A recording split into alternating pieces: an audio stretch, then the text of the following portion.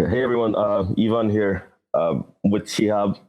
Shihab, welcome back. Hello, it's good to be back. United আবার হারছে. And you're back from the dead. Uh, your diarrhea has healed, right? Or you're still suffering from the shits. I'm suffering from the shits. United supporters always do, but করার থেকে কিছু নাই. So basically, you're saying that you have shifted your internal diarrhea to Man United.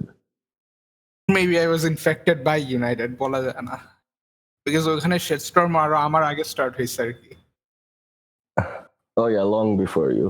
Like ever since Ferguson left. Anyways, we need to address like why we didn't do a podcast last week. The reason was I got very sick, and like my throat is still pretty bad. Like, so I'm gonna try to talk as little as I can today, and Shihab's gonna rant about Man United for 90 minutes. And so yeah, last week there's no way we could do a podcast. Also, Orvid's not here today, so that means that I now hold undisputed Guinness World Record for the most appearances on FLCB live podcast in history. So yeah, Shihab, applause, welcome. Yay! Okay, starting with the weekend games first. Man United won. Man United won. No, we didn't. We drew. Yes, you guys got a point. Like, great at Old Trafford.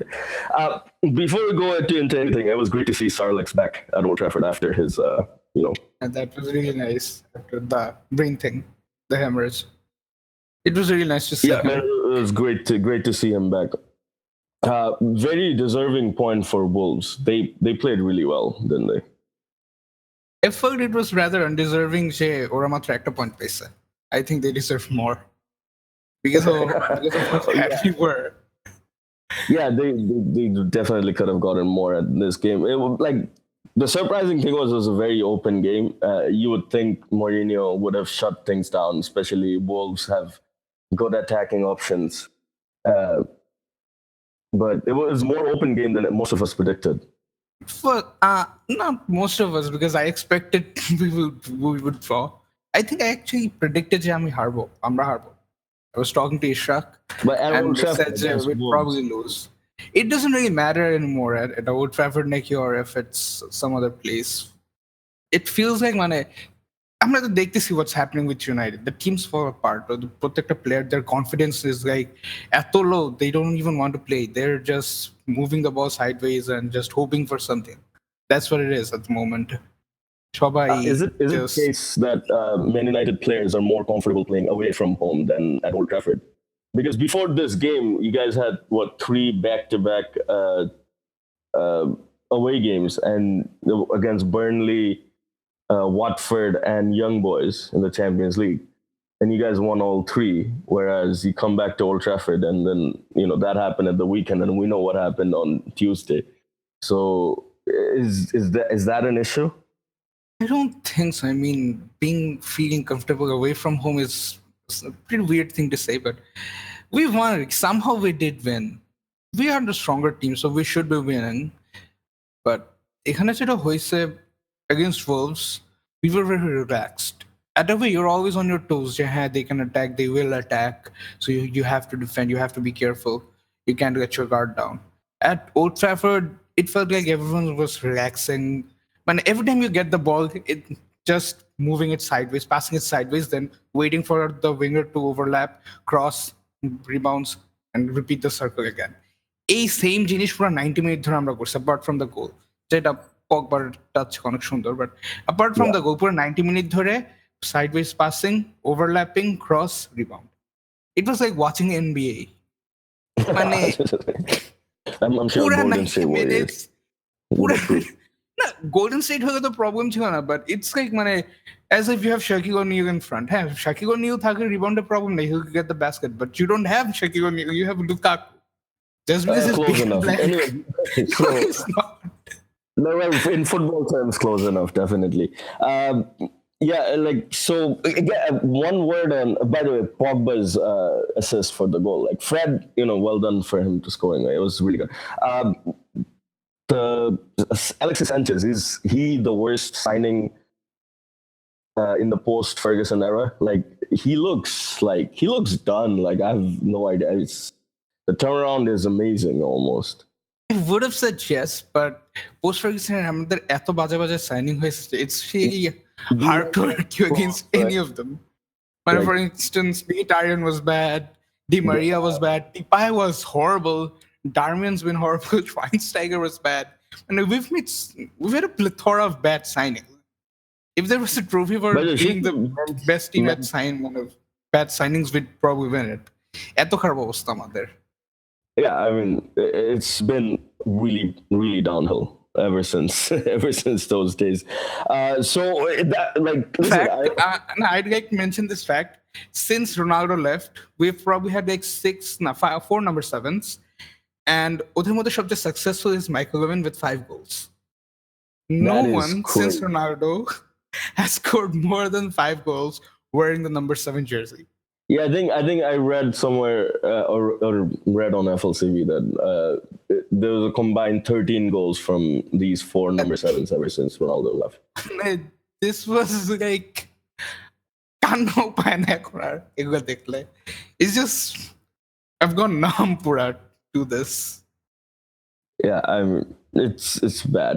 So the number 7 situation is bad. I'm not, but then again, like if you look like point against Wolves, I know it's at home, but it's not the worst result in the world. Like especially like coming off the back of 3 wins away from home, so it's not the end of the world. Like drawing at home to Wolves. Like yes, the performance was bad, but it was okay. Like you move on. It's not the worst thing in the world, but what makes it look worse is how good Liverpool are playing. We're already 8 points behind. It's only been 6 weeks. 8 points already. 6 from City, 6 from Chelsea. We're actually 7 below Arsenal. And that's going to say something, man. Arsenal to Arsenal. Below Watford as well. Below Watford as well. Yeah, so then everything started like the avalanche came, literally. So after the game, Pogba had a dig at the playing style of the team. He said that the team should be attacking more. And he said something like, this is Manchester United. We have a tradition of how we play. And, defensive football isn't what this team is known for. This club is known for. And we should be attacking more. So that was Saturday night, or was it Sunday? I can't remember exactly. So that followed on so on Monday, there was a training session, obviously, and there was reports in the media already on Monday that Mourinho and Pogba had a bust-up, like they had an argument in the training session, but like nobody could confirm or deny. So that left Monday, and then on Tuesday, reports started coming in that Mourinho had a meeting with all the players and informed them that Pogba would no longer captain Manchester United ever again. So basically, the situation was Pogba as vice captain, and Antonio Valencia is a club captain. So whenever Valencia is old and he doesn't play twice in a week, he usually plays a game. So Pogba was captaining a lot of games, or would have captained a lot of games this season, being vice captain. But basically, what Mourinho is saying is like he's no longer vice captain, and he said this to Pogba in front of all the players. It was in a meeting, apparently. Then Tuesday happened. So Manchester United 2, Derby 2, and then Derby won 8-7 on penalties. Phil Jones missing the key one. So this started like everything else. Like all the Pogba news, whatever he said in the media, the bust up in training, everything started coming back. And so I didn't watch the game, Shihab. So I know you did. So what's your take on the game? Derby game. Yeah, Derby game. We face a championship side at home, and they had more possession than us. They had more shots than us, more shots on target. and then they beat us. I really don't have anything to say anymore. I know I rant a lot about Mourinho, but come on, it's Derby for God's sake. And the manager is like not experienced at all. He's a great player, of course, but he's only been coaching for like 2 months, 3 months at best. And that guy kicked out Mourinho and Manchester United out of the League Cup at their own backyard, at Old Trafford. It would have been acceptable if we were like playing kids. We weren't. We did rest some key players, but it wasn't a bad team. Like, it's not a Yeah. team that should not be beating Derby. I saw Spurs play a lot of second team players and they beat Watford. And Watford are doing really good. So why couldn't we Yeah, beat well, Derby? what rested some players as well. But yeah, so back to Man United. It's just like, first of all, the shocking thing is they didn't lose on 90 minutes. Like, Derby deserved to win the game outright. Like, Man United were lucky that they actually took the game to penalties, didn't they?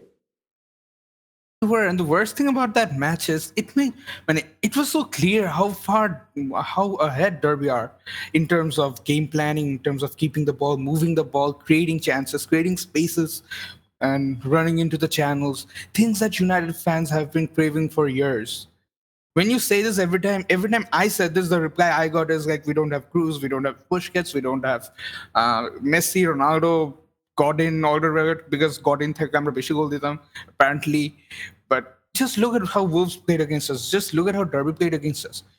Not a single United fan can say, we've played like that in this season. We don't know how to pass the ball. We don't know how to keep the ball. Every time we get the ball, we just lob it into the box and hope for the best. And yeah, I know Fellaini scored a goal from the cross. That was a good thing. But you can't bank on it and just keep wishing Fellaini will get that clean header, because he won't. Crossing is like a good tool to have in your arsenal, but you can't just go for the header every single time, because center box defenders stuck with there will be two tall defenders who are marking your men. So you need to create chances, you need to create your spaces, and we can't do that at the moment. Not even with Paul Pogba and Fred and Matic, who probably cost around 180 million. That's one of the most expensive midfields in the world, and we can't Yeah. create chances. And to build a little bit background on Derby, like, obviously Derby is managed by English football great, Frank Lampard. All of us know Frank. Wish him all the best as well. Frank's a really nice guy. Yeah, so bit of background on Derby. They're actually sixth in the championship. It's not like they're blowing the championship all apart. So it's not like a super duper championship team either. It's not like the Newcastle team of 2009 or Wolves last year who were on great form. It's Derby. They're sixth. They're doing all right, but this will give them like tremendous confidence to push on an automatic promotion. War on Romero getting sent off. No complaints. It's very stupid from Romero, to be honest. But then again, why was the defense line so disorganized? I don't get it. Yeah, it was a hopeful ball, and then it was a bad ball, literally. Yeah. It was just a bad performance. Everyone looked so confused, and the movements were so lethargic. You remember the first time we did the podcast after, I think, the Leicester game, and I was like, yeah, we won, but it felt like we were very lucky to win. Because the only thing we were doing in that game were robbing the ball. Luke Shaw got that lucky goal, I think. Shaw got that lucky goal. But it was a bad performance overall. And I said, if this keeps continuing, we won't finish within the top four. And then we dropped points to Brighton, and then we lost to Spurs. Actually, Spurs had a bhalo performance, to be honest. But, the same thing's continuing over and over again. We're just lobbing the ball into the box. Sometimes Lukaku gets the goal, sometimes he doesn't, and we struggle. You can't really play like that at United or any top team at the moment. Can you think of a single good team who are doing well at the moment, who plays like the way we do? Not Barcelona, not Real Madrid, not Juventus. Maybe Atletico. Not even Atletico. Rely on crosses that much. I mean, they're defensive. They sit back and they hit them on the counter, but they know how to create chances. They scored 4 goals against Real Madrid, right? Atletico is a more well-formed team than Man United. Well ahead of Man United right now. Anyways, so moving on from the game. By the way, Harry Wilson, is it like great goal? By the way, free kick, I hate 25 it. yards, top corner. Yeah, he's on loan from Liverpool as well, like, which rubs it in. Um, so yeah, moving on from that, then so Wednesday. So the game was on Tuesday. So the Wednesday video emerges that of the bust up, the reporter bust up, which happened on Monday, and you can clearly see. I think there's a point in the video where Mourinho tells Pogba that you need to leave or get out, Paul, or something like that. He said, "Get out, Paul," and then he questioned him about the Instagram post. Amar kache personally, I didn't find that Instagram post that offensive. Well, they weren't selected; they were watching the game from the seats, and they posted a video of it. It was the Kharab case, I don't know. I heard he posted it after the game. I don't know for sure, but that was taken during the game. And he posted on Instagram stories, ठीक है sir, but is it really, can something this small lead to something this huge? A fight between the manager and the player for just one Instagram story? You can just say, okay, fine, you're going to be benched for the next game and move on. It's just one Instagram post, nothing more. So there's definitely something more than that to it. Also, you don't need to do it in the training ground. You can call him to your office. In front of the camera, because Jose knew the cameraman, Sky Sports are doing this thing on us, documentary type thing, like City did with Amazon. And Jose knew the camera were there. So why are you doing this? You can just go back to the locker room, and then say, don't do it again. Resolved. That scene was unnecessary. I've seen quite a few journalists say that this was intentional. This was Jose's way of letting you know that Pogba's not got the right attitude or he lacks professionalism and stuff like that. Because when it's a fight between the manager and the player, people will always support the manager. And they should. I'm not saying they shouldn't. They should. And personally, if Pogba gets booted off for this, I wouldn't mind. But the thing is, let's say we sell Pogba and we keep Mourinho. Do you see Mourinho taking this team forward? Because his signings, Sanchez been poor, Mkhitaryan's been poor, Lindelof and Bailly has been his two center backs. None of them start anymore. And Lukaku, a lot of fans are complaining about Lukaku's finishing these days. So how many signings have Mourinho's got nailed on? I don't think many. Only Matic probably. Well, Lukaku as well. I think Lukaku is the only, like, if you look at all his signings or all the players that were there, he's probably the only player that Mourinho has improved from when. I don't think he's improved as much as people say. There's certain aspects that did improve. Of course, he gets credit for that, but he still needs to go a long mile before he can be a player whom you can rely on for winning the title or big trophies or big games. Still got a long way to go. Bigger worry is like players like Rashford and Martial and Lingard as well. Lingard, like, maybe he's reached his potential, but Rashford and Martial, they could have been a lot more by now. It's not just Rashford and Martial. Not a single attacking player improved under Mourinho. Maybe Lukaku did a bit, but you got Pogba. He was better at Juventus. Martial was way better under Van Gaal, but so was Rashford. Mata was better when he wasn't with Mourinho, and then everyone was better off him. Alexis Sanchez, he was killing it at Arsenal with such an average squad, such a complicated situation under Wenger, who's probably wasn't enjoying the best time of his career, and he was killing it. He was getting 15-20 goals a season. He was scoring in the big games, and he joins United and he's got 2 goals in an entire year. Since January, he's only scored twice.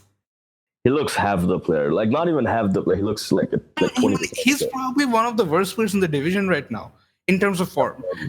And we know he's not that bad. This guy beat Lionel Messi to win back-to-back Copa Americas. Yep. He's that good. And he plays He's pretty much for everything in his career. He's done it at Barcelona. He's done it at Arsenal in the Premier League. So you can't say now Premier League proven and the physicality is proving to be too challenging or stuff like that. He's done it here. He was going toe-to-toe with Eden Hazard for being the best player or the best winger in the league. And all of a sudden now he's got less goals than Danny fucking Welbeck, man. Okay, but Sanchez can't score. But okay, so who's leaving first, Pogba or Mourinho? Mourinho, there's absolutely no way Edward was selling Pogba without a fight. And I don't see Mourinho lasting up until the summer.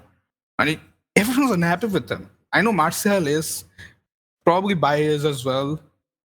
Pogba obviously is. So there's a lot of players who don't respect him, and those players are uh, thought to be the biggest players or some of the biggest stars in the squad. So I see Mourinho going first. And I don't think Woodward likes So I Mourinho as well because ও যখন মার্সেলকে sell করতে চাইছিল, Woodward himself vetoed that move. So that kind yeah, of shows he doesn't trust him as much as yeah. he should. Ed Woodward definitely has to show his cards soon. Like basically, when the time will come, like I think Mourinho is gonna try to sell Pogba, and we know that Barcelona is interested. I think this week even there were reports that Juventus are interested. I mean, if Pogba was available, a lot of teams would be interested. But and then if Mourinho wants to sell, and then Woodward has to either step in and say that no, we're not gonna sell him, or he's gonna have to sell him. In which case, like there's gonna be a decision to be made regarding Mourinho. And also, this like Mourinho's third season syndrome. Like this happened at Real Madrid, where he fell out with literally everybody at the club, the players, the management team, everybody. It happened at Chelsea the second term. It happened sort of in the Also happened to Chelsea at first term. as well with Abramovich. The second term as well, and then this is third season again, Man United, and now he's falling away with like everybody again. So this is history repeating itself. Yes, I think Madrid ruined him completely. Before moving to Madrid, people used to call him the best manager in the world, even ahead of Sir Alex Ferguson, because he won 2 trebles so early in his career. And then he moved to Madrid and everything went wrong. And then he came back to Chelsea and it all went wrong again. And now he's at United and it's not getting any better. I mean, I think, the thing is with Mourinho, he challenges you mentally. He will insult you. I think Ozil's autobiography the probably এটা ছিল যে he would criticize the players very harshly, and people who took that as an inspiration, as a motivation, they got better. People who didn't, they fell out with him. And the thing with this current United team is they're not Roy Keanes or they're not Jap Stamps. But you have to sense the tone. You have to understand that a player's psyche kirokom, a squatter psyche kirokom. You can't just go and say you can't make Instagram posts, you can't wear leather jackets, you have to track back. It's okay if you want them to do so, but you've signed the player and you've spent a lot of money on him. So you have to accept the baggage he comes along with. You can't just expect you can't expect Pogba to completely transform into Keane or say Kante type-ish player. That won't happen. You should have considered this when you signed the player because it's your signing, your responsibility. If Pogba is a flop, that's on Jose Mourinho. And when you've signed him and you're not happy with him, that's a dilemma that you have to sort out yourself. You can't just blame the player and get away with it. And that's what Jose is trying to do right now. Okay, so if we talk about Man United, it's never going to end. So we're going to move on. So let's move to Liverpool, the top of the table Liverpool. So Liverpool 3, Southampton. I'm honestly scared about Liverpool's 6 wins in a row. They even beat PSG. I mean, yeah, that was a big win, by the way. Yeah. The worst of it all is Salah's getting the goals now.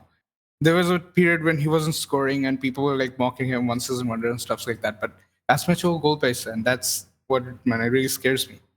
If he gets back to his old form, it was like anyone was going to score that goal.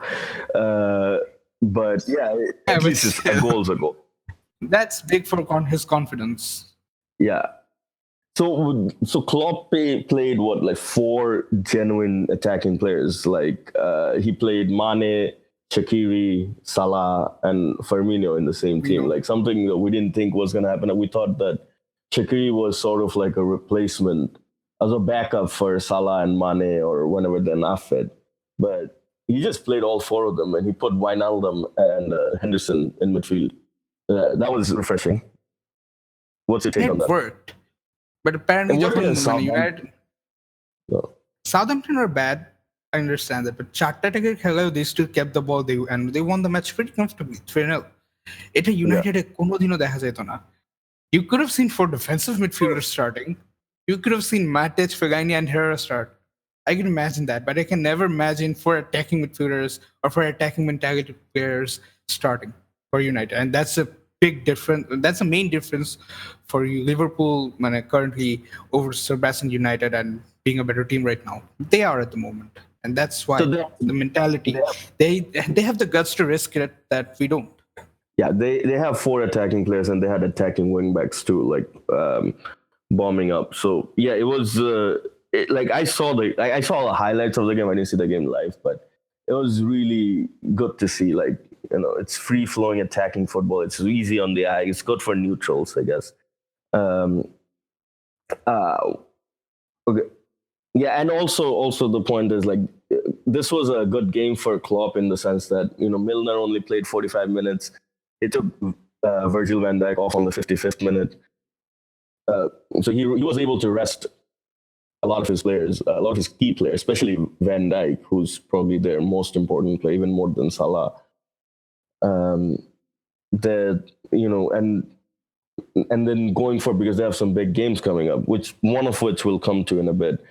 Southampton look weak. Will they be in trouble at the end of the season? Might be. They were bad last season as well, weren't they? Yeah, well, they have a new manager now, so what you'd think things would have turned around, but it hasn't. I don't think they've won any of their last 3 or 4 games. Might be mistaken, I don't know. But other results, it looks very bad. Yeah, they look very bad. West Ham 0, Chelsea 0, also at the weekend. Big shock. I wouldn't. Yeah, I wouldn't watch this game again. It was pretty bad.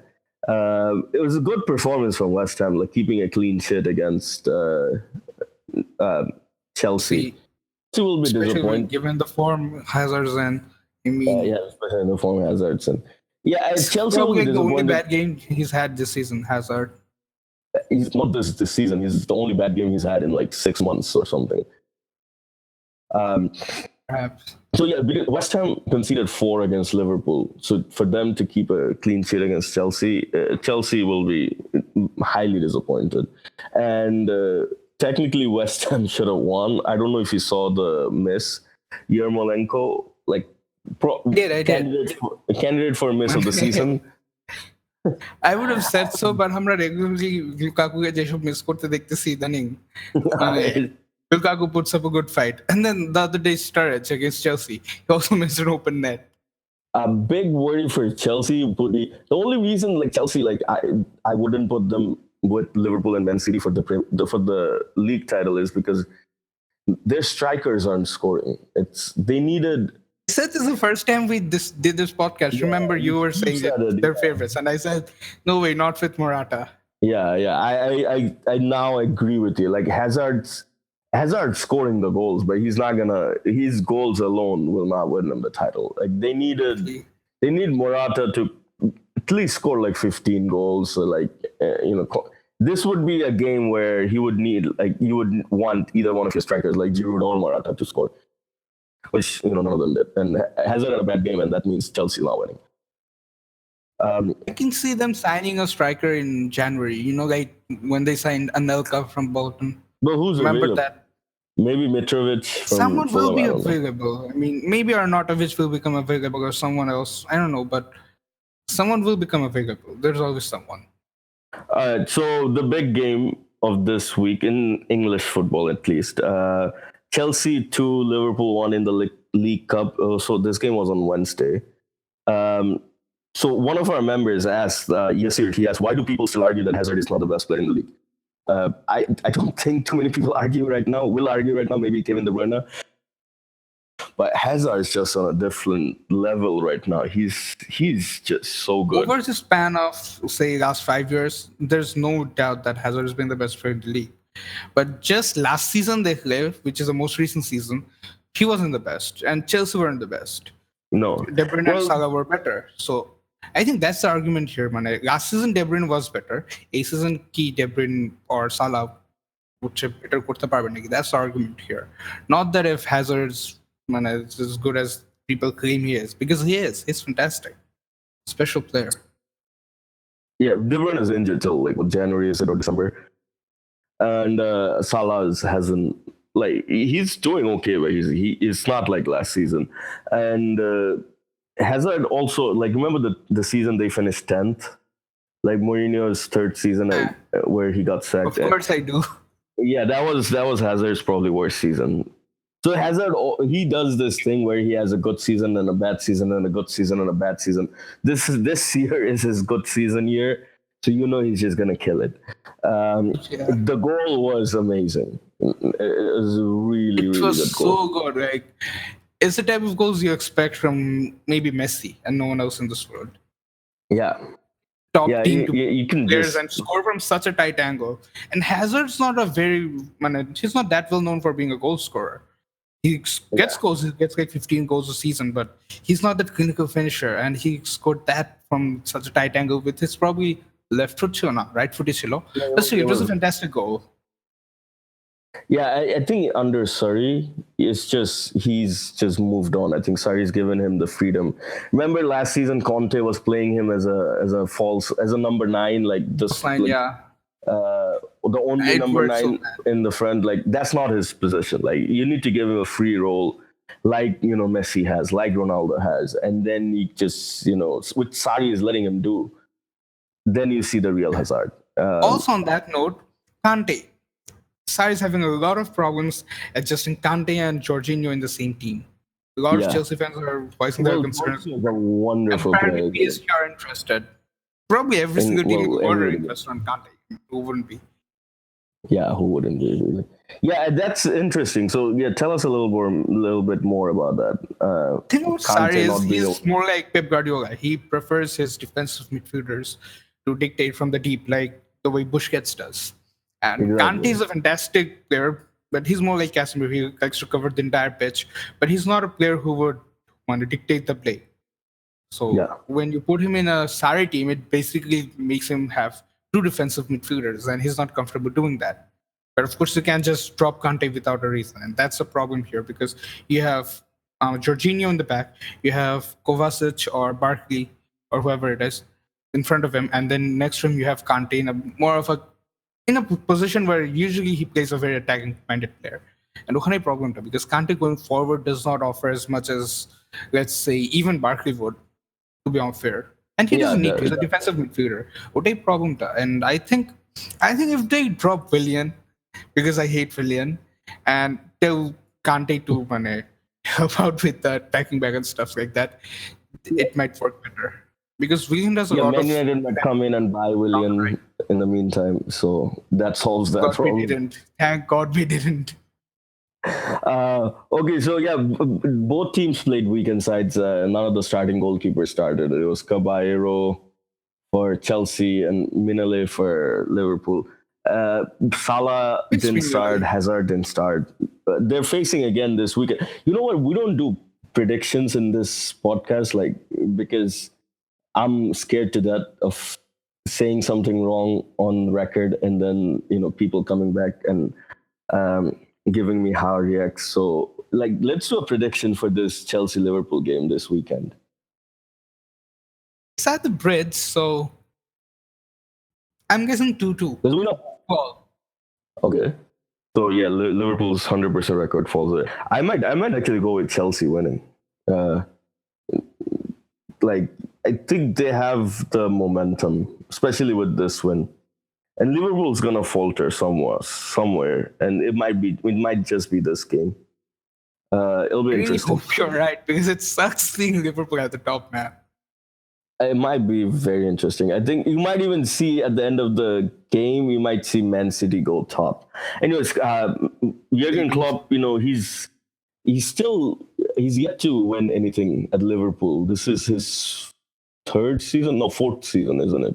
Season. Well, I think it's his third full season. And in his first season, he didn't get the summer transfer window. the first season he came something like November, so he still had He had a good amount of time to prepare and set his team up. and he had 2 cup finals actually in his first season. So we need to count that. So this is technically his fourth season, and he's out of one of the cups again. We know they're going to challenge for the league, but the league it will be tough with Man City the way they're gonna perform. We know. So like, this is a huge missed opportunity, isn't it? Like Man United are out. Arsenal Yes, aren't what they are. Like Tottenham, they never do well in cups. Like if you beat Chelsea, the only other team really you need to worry about is Man City. it's a big missed opportunity for them, and I hope, I don't hope, but they should take the FA Cup seriously. If they get out of the FA Cup early, and all they have left is the league and the Champions League, and I don't think, apart from Ronaldo and Messi's teams, any other team can win the Champions League. Maybe we'll see a difference this year. Well, we'll come to Usually that. that doesn't We'll happen. do Messi's team in a bit. Okay, so moving on, I guess. So Arsenal 2, Everton 0. That was A Arsenal's fifth win controversial in a like a row. match. Yeah, but do you watch the match? They were very lucky. Czech made some. An offside call. Mane, Well, that because goal seen in was the street, crazy. he was offside. Yeah, he was miles offside. Imagine if it were Yeah, a Arsenal United were- game. However, memes they put it to Facebook. Oh, that's true. But yeah, Arsenal were very lucky. So like Czech had 3 amazing saves, like at least 2 really amazing saves, and the Aubameyang goal was like, I have no idea how anybody misses that offside. Also, Lacazette scored. So, like me being an old school football fan, I'm pretty sure you are as well. It's good to see 2 number 9s playing in one team. Like we don't have Yes, that. but is Emery the guy to make it work? I mean, he's is, doing but- it right now. Yeah, but- he is. Unai Emery is more of a pragmatic coach. He's probably the most pragmatic Spanish coach in the world right now. Acha na, there's Valverde. ওটা বার্সেলোনারা অনেক ভালো বলতে পারবে. But Emery is Okay, more of but a yeah. pragmatic coach. He's more of a laid back type of guy. So to see him play 2 strikers is a bit shocking for me, but it's working, so it's good for them, and they're doing really well. I think they've improved a lot under Emery. Yeah, I think the team chemistry and the team morale, like everybody seems happier to play for Arsenal, which hasn't been the case for 8 years. Has it been? Like I don't even remember the last time like Arsenal And the players went environment on at to the pitch. Emirates, it's really good and uplifting. You haven't seen that in a long time. It's always Yeah. Wenger out, but Yeah. the fans are getting behind their managers now. It's good to see Arsenal do well, because even though we're rival clubs, you always have that respect for Arsenal for what they've achieved in the league. Yeah, and it's as a Premier it's good League to see fan. them doing well. Yeah, as a Premier League fan, you need Arsenal to be Arsenal, like to be the old Arsenal, like literally. Like I all You know, want they're the them. only I big don't club know. in London, man. Yeah, probably the biggest club in London, and you won them back. All right, so also they had a game in midweek. It was they won 3-1 against Bradford, and Welbeck scored. he scored twice. He didn't score once. He scored twice. Like that was crazy. Welbeck surpassing Alexis Sanchez. We need to talk, man. Yeah, Mourinho, 6 what's wins. he done? Yeah, well, God bless him. God bless him. Okay, so moving on to Man City. So they won 5-0 away at Cardiff. By the way, just a word on Cardiff. I feel like they've given up. Like you just see them. Like I don't know if you saw I think was it the first Riyad Mahrez goal or was it the second one? It was just like training ground exercise for City. Like Cardiff City players, they were like, yeah, we know he's gonna score, so we're not even gonna try stopping him. It's basically the case in most of Man City's games, not just against Cardiff, but even against the Premier League positions. Or Brighton সাথে কোনো 6টা goal, and they were so good. When they're good, they're so good. You can't stop them. But then they had a hiccup against Lyon at home in the Champions League the week before. Yeah, but then again, Guardiola wasn't there. That may be a reason for that. Guardiola was suspended.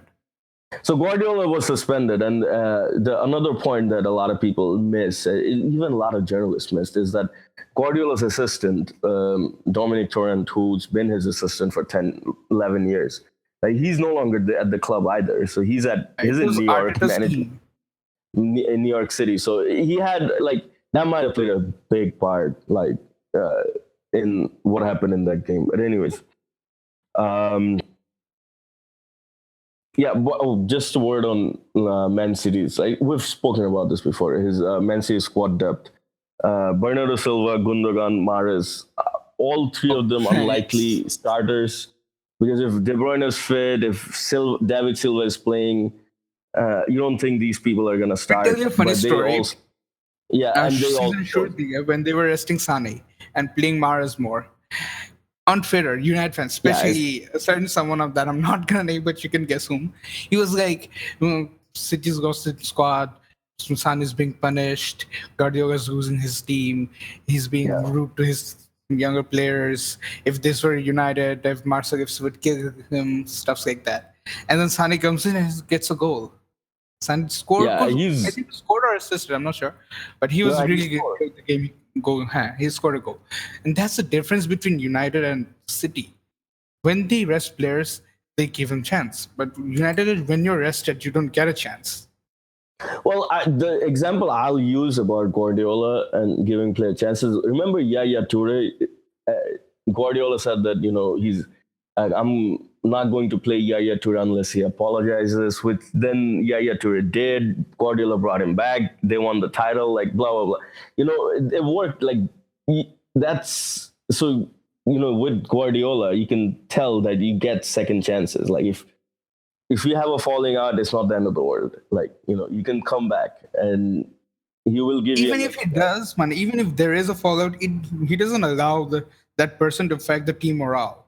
Like Yeah, a lot of people are complaining about Pogba affecting the United team morale, but that doesn't happen at City, or didn't even happen at Barcelona when he was having difficulties with Ibrahimovic. Ibra was a big yeah. player for at that time, and even falling out with him didn't affect the team the least bit. That's You a could, but difference.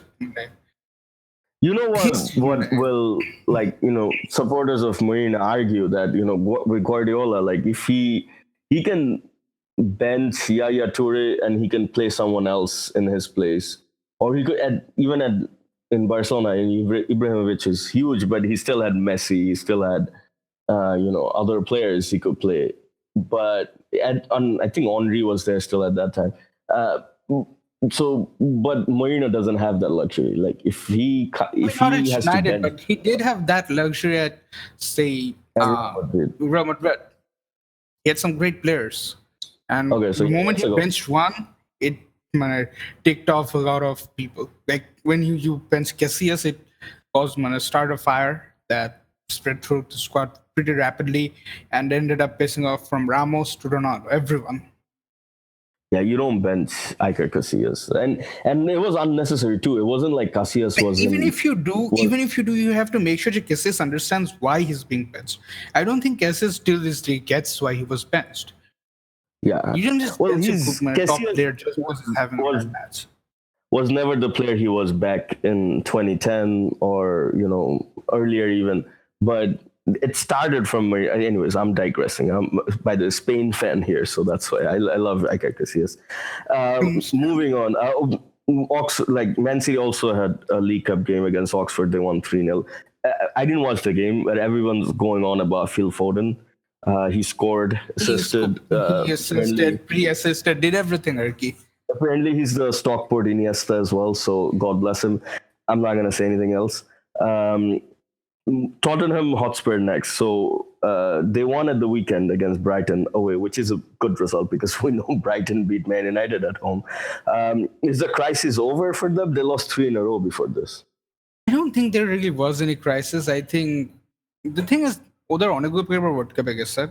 And they don't really have that good of a squad depth. They have good starters, but depth into other nine because they don't invest as much as some of the top teams do. So what happened is some of the players are obviously tired, especially Kane, I think, is. Ali looked tired, and so did some others. And Sun is just getting back from the Asia Cup thing. So it was always going to take some time to get the squad back to playing together and back to playing good again. So it took the toll on them. They struggled and they lost three on the bounce. But yeah, they're getting back to being Spurs. That's about it, Ricky. Um, so the wait, hang on. So there's a point here. So the Liverpool Chelsea game. It was on Wednesday, wasn't it? Right. And Shihab, you didn't watch the Liverpool Chelsea game. You were watching something else. I was watching the Spurs game, yeah. Yeah, which game were you watching? Spurs versus Watford. Why? Why were you watching Spurs versus Watford instead of Liverpool Chelsea? Because it would be pretty depressing watching two of the finest attacking teams in the world go at it. Oh my God! So is this because of your love for Pochettino? I would mark out if I had seen like a string of 5 passes put together, because I haven't seen that at United for like 3 years. It's true. Oh God. Okay. All right. So Yeah, just for the Tottenham sake of not branding, I did not watch the game because I knew it's gonna be good. Well, I didn't watch the game. I don't know. I don't get League Cup in New York. I have no idea why. Anyways, so somebody needs to fix that, please, if anybody's listening. As if they would. Yeah, Tottenham 2, Watford 2. Crazy game. Watford scored first. Then Watford had a player sent off. I forgot his name. Also had a player sent off. Who had a player sent off? Spurs also had a player sent off. Spurs first sent off the side. Aurier got sent off. I didn't even know that. Shit. See? Aurier got sent off at first. Okay. Oh, yeah. Okay. He was through. And I don't remember the name of the defender, but a Watford defender pushed him off. It was a penalty, and he was given a straight red. Yeah, and then Ali took the penalty, and he scored. So at that point, it was 1-1. And then Eric Lamela scored like 3 minutes later, making it 2-1 with like 4 minutes to go. And Tottenham being Tottenham, they conceded again. In the 89th minute, Etienne Capoue scored. It was 2-2. Went to penalties, and I think it was Dele Alli again who took the winning penalty. Was it? They won 4-2. So Tottenham through to the next winning penalty. Yeah, he did.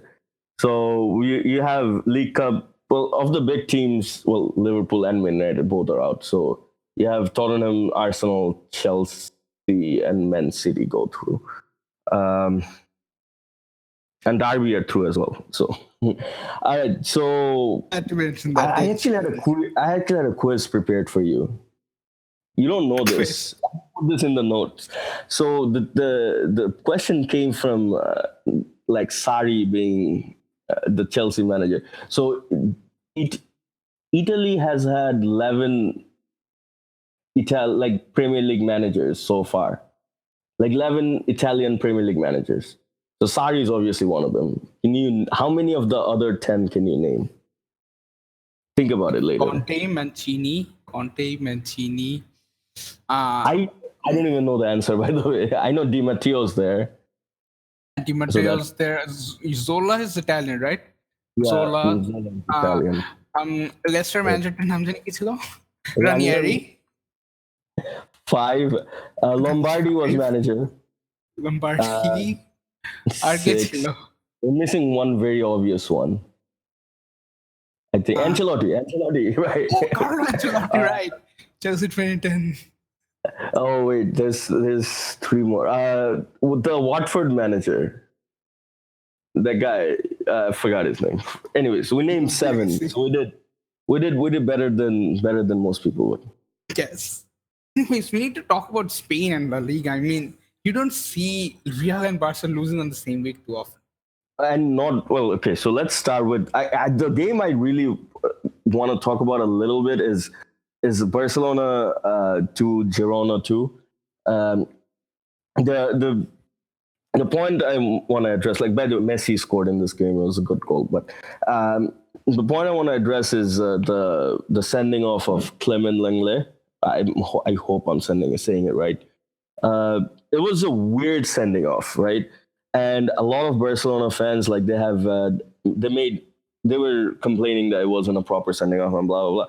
So I was looking at it and I was listening to Sid Lowe explain this. So apparently the Girona player, Pere Pons, that's his name. Like, don't kill me. He fouls Lenglet. And after he fouls Lenglet, he then goes up, like Lenglet sort of throws like an elbow, which somewhat hits him. But then Pere Pons gets up and he actually then apologizes to Lenglet for fouling him. And then the referee goes like, "Oh, I'm gonna check this with VAR because VAR's there, and let's just waste some time and check VAR." Um, and then when he's checking VAR for, I think he was checking VAR the foul the foul that Pere Pons did on Lenglet. But then when he was checking VAR and he saw that Lenglet throw that elbow, he came up and it was an elbow. Like there's no two ways about it. He definitely pushed his arm up and he tried. I don't think he tried to hit him, but it's definitely violent play.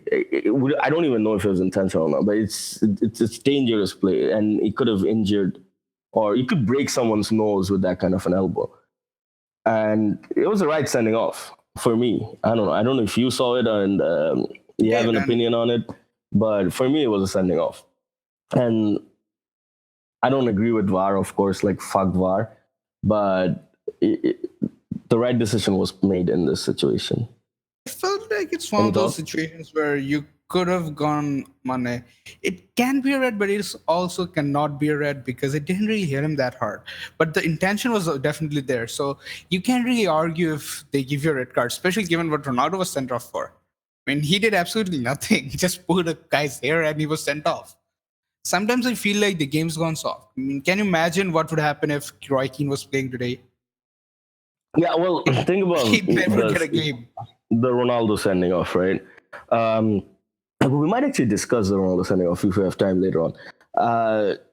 Okay, so after that, it was 1-0 at that point. Barcelona, the sending off was on the 35th minute, and then Valverde, for some weird reason, for 10 minutes did not make any substitutions. He put Busquets as center back. And, Busquets is one of the greatest midfielders, of our times, but he's not a center back. And, Girona scored 1-1. And finally, Valverde at halftime, he made the substitution. He took off Dembele and he brought on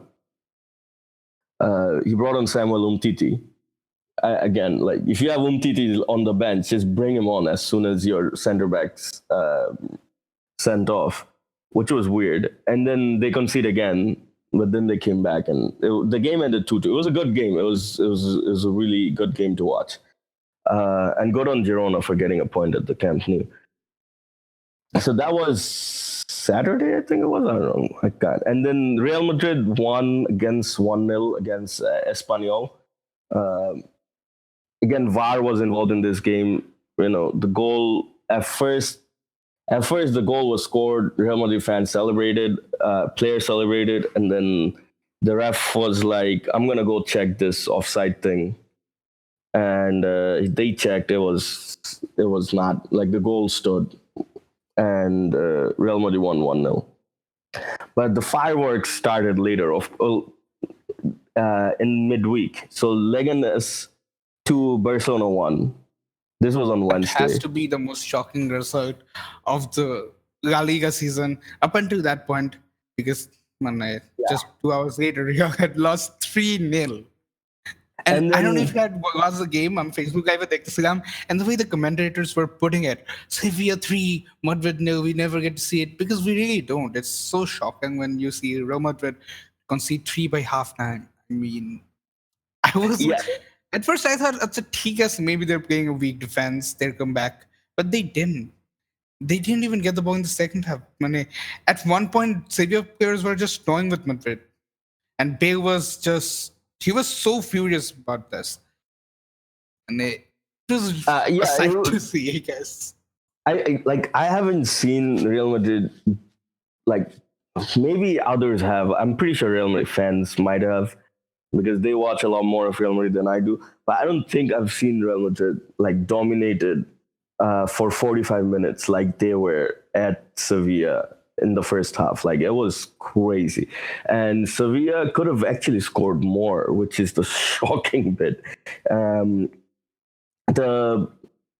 Courtois, I don't think he could have done anything about the goals, but, again, disaster for him, especially when, few hundreds of miles away, Hazard was scoring an amazing goal.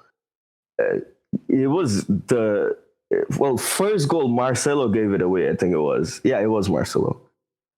He gave it away. The second goal, again, he could even put the second goal on Marcelo a little bit because it came straight from a Sevilla corner. So a Real Madrid corner, and the ball broke to a Sevilla player. Marcelo actually went for the Sevilla player, whereas instead of going for the Sevilla, he should be running back at that point. Because if he starts running back straight from the get go, I think he can make it to the D box before the other Sevilla players because he's fast.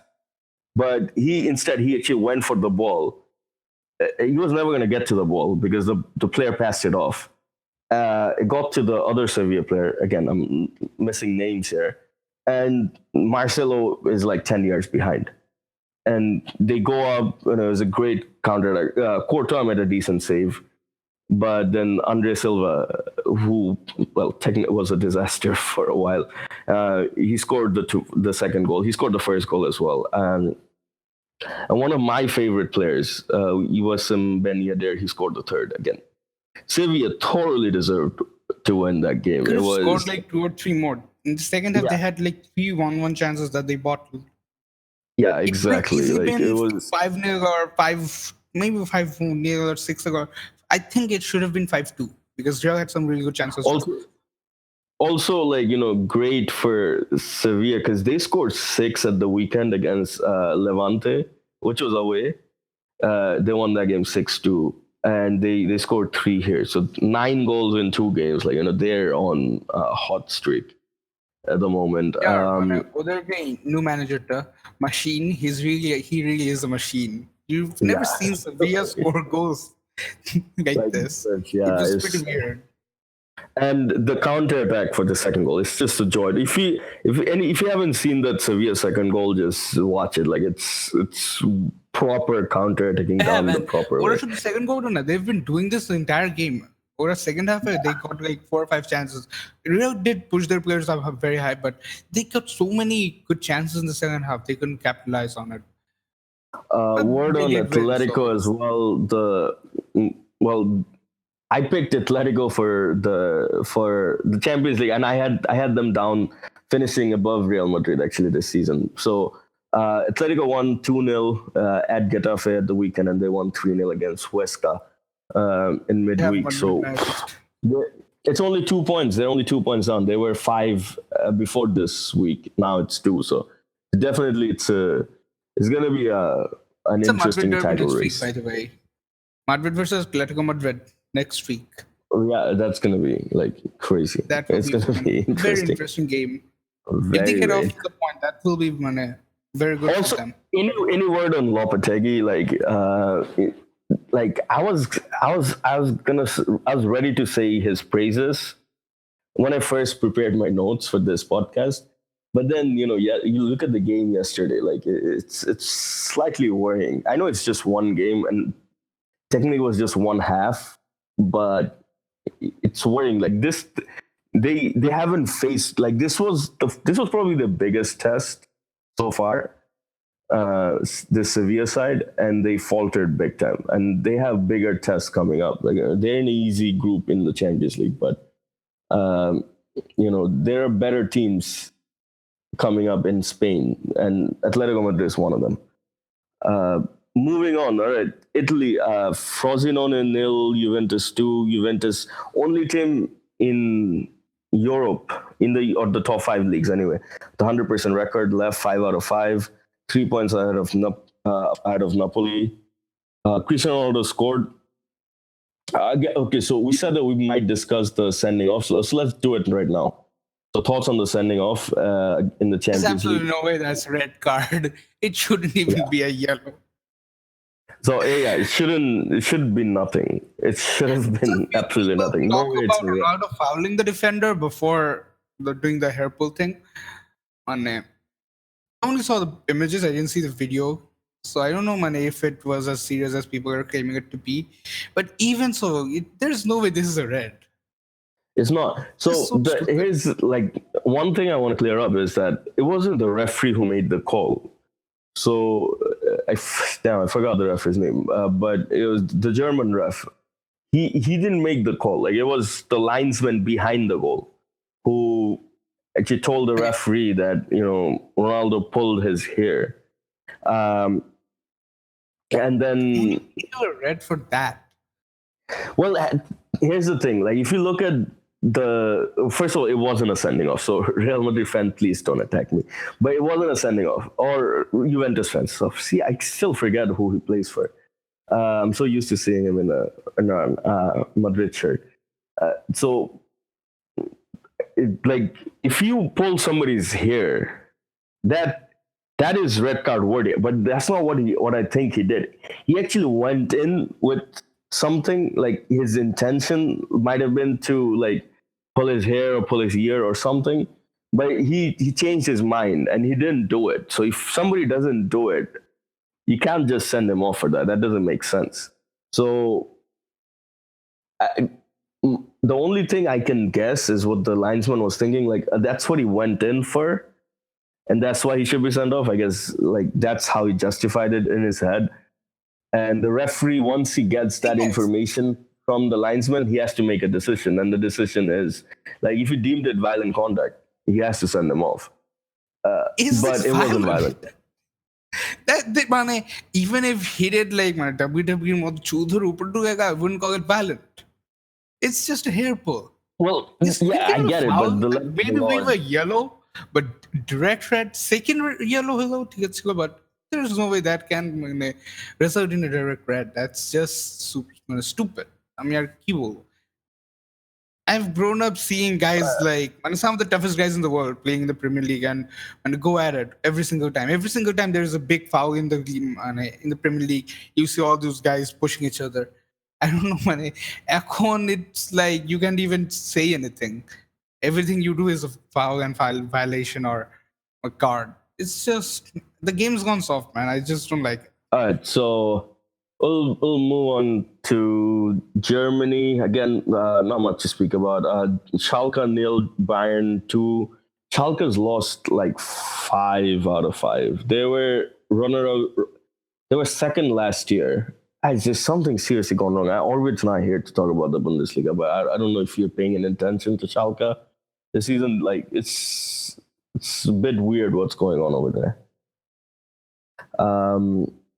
We'll move on to. It's always like this, man. It's always very unpredictable. You always see this team who did really well the other season and then fall flat entirely the next season. It always Germany, it's nothing new. Probably because যারা ভালো করে, you always see big clubs coming after their players and all of a sudden they find themselves in this limbo and they don't spend enough to cover up for those players that they've sold. I get it, they're unpredictable, but losing 5 out of 5 and then bottom of the table after, like, we're almost into October, that's weird.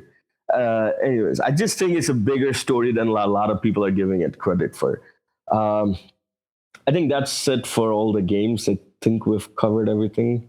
We didn't talk about Newcastle, thank God. So next is the FIFA Best Player Awards. So Sharaf, a Liverpool fan, he asks, on a scale from 0 to FIFA, how shit was the FIFA Best Awards show? We need to talk about this show. Top 3 nominees for the Player of the Year: Ronaldo, Messi, and Salah. And Salah's not in the favorite 11. Well, it wasn't that. It was Ronaldo, Modric, and Salah. Ronaldo, Modric, and Salah. And Salah's not in the top 11. How? Yeah, and I mean, I love Mbappe. Everyone knows that. But really, did Mbappe really have a better season than Salah? It makes no sense. Then the Courtois thing. Courtois is selected as the keeper of the year. I don't know why, because he was horrible. He was horrible most of the year. Yeah. Even if he hadn't moved to Madrid, Chelsea fans would agree that he was horrible. And now Honorable definitely does agree. So, Player of the Year, the Keeper of the Year, this is just because of a good World Cup. I don't know. I felt like Oblak was better. Probably Ederson was better. De Gea was definitely better. Maybe even Alisson or Troma was better. There were also better keepers than him in the past season. I don't know how he got the reward, but he did. And then he's not in the FIFA 11.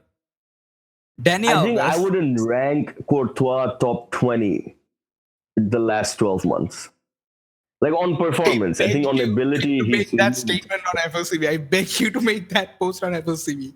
No, I would. I would happily do it. I wouldn't, on based on performance. I wouldn't rank like based on performance in the last 12 months. I wouldn't rank him top 25 easily. Like there were 25 better keepers, and he had a relatively like average year. Like people like Loris. He won the World Cup. Like yes, um, name anybody, right? You mentioned a lot of people already, like uh you know Ter Stegen had a better year, Keylor Navas had a better year, Buffon had a better year. Like there's so many, like the list is endless. I have no idea how he got It that. just didn't make any sense. Achha, we're not still done with it.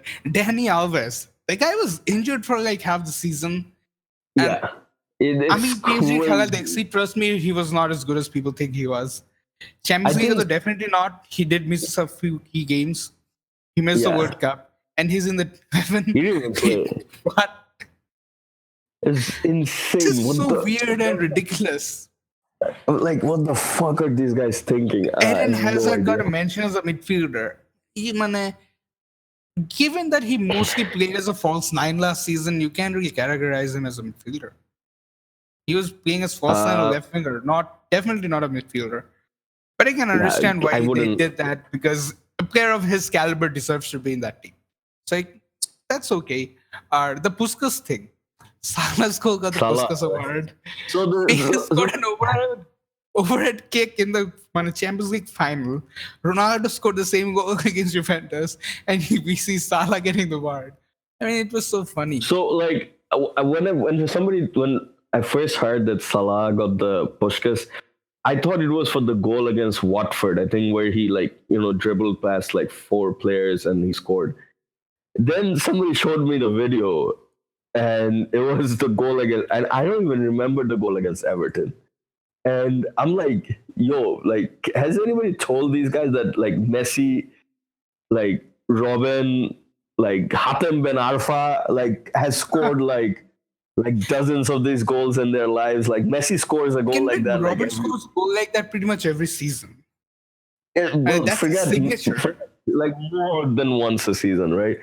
It's insane. What the hell are these guys thinking? Like, oh my god, they got dung brain or some like stupid shit. More importantly, I'm why cursed. is FIFA the biggest governing body for football, when giving out awards based on Facebook votes? What It's is this? insane. It was And like in it Ballon d'Or, you must have. have a genuine council. You can argue if they're good or not, but it's when it comprises of the journalists, reputed journalists of football. But when you're doing this with Facebook, you can easily open multiple accounts and vote So for I your think favorite person. I'm pretty sure every like Zuckerberg got a notification somewhere that all of a sudden there are like 100 million more people in Egypt right now, like have Facebook accounts. It's insane. Like I think everybody in Egypt now probably has like 5 Facebook accounts each, or five, I don't know, some accounts. Like it's insane. That Puskas Awards doesn't make any sense. Uh, It's just silly, that's all. FIFA can be doing this. It's okay if a Facebook award is doing this or something like that, but FIFA, they're an official body of football. They can be giving out yeah, awards based on Facebook votes. I had some arguments with some friends, like which sports governing body is more like corrupt or worse. Like it was like, is it the NBA? Is it FIFA? Is it like NHL? Like oh, I think all sporting bodies have major. ICC is pretty bad as well. Like we know what they're doing with Bangladesh and the Asia Cup. It's insane. Anyways, the I think this is going to be controversial. Like, so the best player, Modric, first, Ronaldo was second, and Salah came in third. So, what are your thoughts on Modric winning I the appreciate FIFA Modric back? winning it, but every time Real were in a tough situation or they had to win a big match, Ronaldo was the go-to guy. He's the one everyone's hopes banked on. He was the guy everyone wanted to perform first. He was the player in that team. You knew it. You just knew it. Modric did play So, fantastic, no doubt.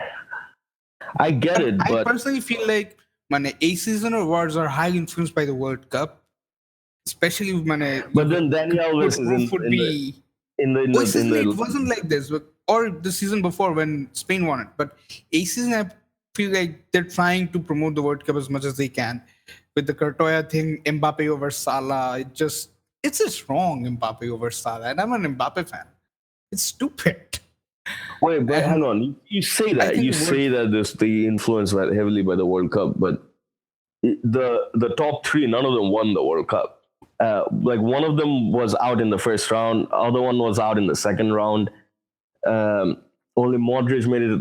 Griezmann wasn't even in the top Modric three. was He the wasn't even best in the player in the top tournament and the runner-up. He was the best player in the tournament. He yeah, won the Golden well, Ball. arguably, but then again, we know that Not they around gave with the that. golden ball. He was head and shoulders above anyone else. It's a I personal get it, opinion. but well, like, arguably, And the Spain but players, sorry, not for Spain. me, Let's say Kante and Mbappe, they got in the team. Kante is a great player, of course, but given the season Chelsea had, would you see a player from Chelsea get into that fifth row? You wouldn't, but he did. And no. also did Hazard. And also did, Hazard had a really good World Cup as well. And these two players, Oh, they're he very did. good players, of course, but their team finished fifth. Fifth, yeah, true. And they're in the World Cup 11. And yeah, Real Madrid players are not like, say, Casemiro was not there, who won the Champions League for the third time. Cruz was not there. There's some good Barcelona players who weren't there. A lot of Liverpool players played really well in the Champions League. They weren't there. Man City players weren't there. I don't De think any Bruyne was person. not there. De Bruyne was, for me, definitely the best player last season, De Bruyne. May not be the best player in the Premier League, but he was definitely the best. Yeah, so like it's. I still think it should have been. Well, my first pick was Griezmann. I can understand, but if Griezmann, Griezmann but I wasn't gonna think going out of the Champions League early on did hit him hard. he did win the Europa League, but I know, and he won the World Cup and he scored in. Yeah, I won it if you never. I didn't care about it.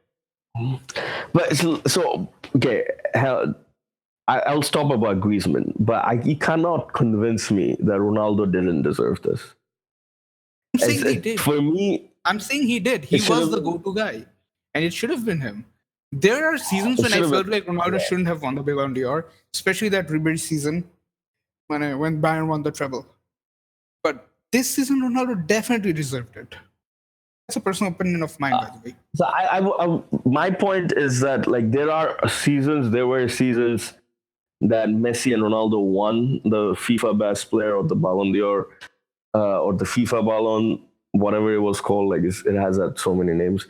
But there were seasons they won it when they didn't deserve it. I think this was a season where Ronaldo did deserve it and he didn't win it, which is annoying. It's like it really brings into question the credibility of this award and of this whole system of FIFA, and does it have any meaning anymore? But then again, you think and you go on social media and you see that it does, because it means a lot to a lot of people. But it's just weird. It's plain. Okay, man. You think about Real Madrid. If you take Modric out of their team, do you see them winning what they did last season? Maybe. But if you take Ronaldo out of that team, impossible. do you see them winning Champions League? Absolutely no way. No chance. Yeah, I appreciate the fact that Modric won. Someone finally ended the Ronaldo Messi dominance, but it wasn't supposed to be this year. It maybe next year. Maybe the supposed to be this year. Yeah, and my thing was if Ronaldo Messi was gonna end, and like it had to be a World Cup year, and this was a World Cup year, and then you just give it to someone who won the World Cup, and France is a very good team, but they didn't have that individual who had this really good season you could give it to. If they had, I'm pretty sure. But the thing is, that means that again, like, so 2014, no one from Germany was there. 2010, I think Iniesta and Xavi were in the top three, but Messi won it for some weird reason. And again, what's the meaning? Like, none of the winning players from the World Cup was in the top three this year. So does it have any meaning? Like, it's you gotta make some compromise in this, and I just find it annoying. And I think Griezmann had a good year. It's not like he would just won the World Cup. He had a good year with Atletico. He played good, and he won, he won 2 trophies and stuff, and he won the World Cup. He scored in the final as well. So just I find it really annoying, and I think I find it more annoying that Ronaldo didn't win it. I think if Ronaldo won it, I wouldn't bring Griezmann up as much. But the fact that Modric won it for his World Cup performance when he didn't win it, and then Griezmann didn't, blah blah blah. It's just I find that annoying. It's Anyways, just wrong. It's just plain wrong. I think we're So I close to guess the we end. ended here tonight.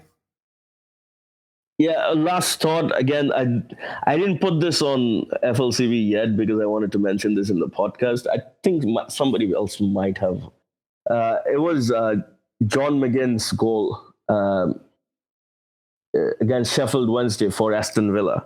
Again, everybody who knows me a little bit or has ever come across me knows that I hate Aston Villa. I hate them fuckers so bad, way more than Sunderland or Man United or anybody, right? But this goal is something else. I've it's one of the best volleyed goals I've ever seen. I don't think too many goals in history, or in my lifetime, has ever come close to this goal. In terms of volley, it was so good. So if you guys haven't checked it out, like go on YouTube, go on whatever. John McGinn versus Sheffield Wednesday for Aston Villa. This goal is amazing. It's amazing. Your time will be well worth it.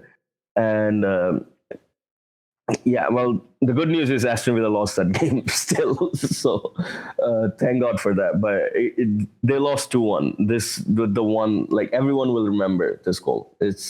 And if there's a Puskás award to be given next year, this goal should be right up there because this goal was very, very good. Any lasting thoughts, Shihab? United That's need to it? sack Jose. They need to just sack Jose. That's it. They I'll need to keep say that's it. Okay. Okay. So we'll try and invite somebody else into the chat and see if he responds. And that's it for today. Thank God. Thank you, Shihab. Thank Take you, care. everybody else who came on live. And thank you for everybody else who's going to be To listening. in. everyone, Bye-bye. Marcel FC. Goodbye. Newcastle hopefully jeet be. Probably will. We're much worse than them at the point.